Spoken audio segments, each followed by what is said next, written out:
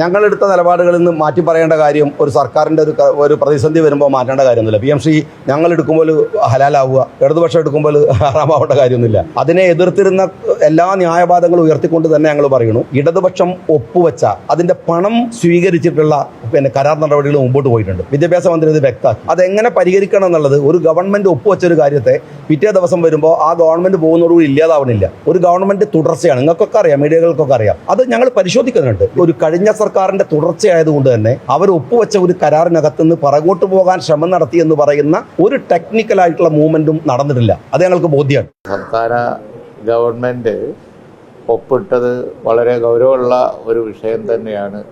ഇവിടെ ഈ RSSന്റെ അജണ്ട നടപ്പിലാക്കുന്ന പദ്ധതി, പാഠ്യപദ്ധതി എന്ന് പൊതുവെ വിലയിരുത്തപ്പെടുന്ന ഈ PM ശ്രീ പദ്ധതിയിൽ മാറിയത് വളരെ ഗൗരവമുള്ള സംഗതി തന്നെയാണ്.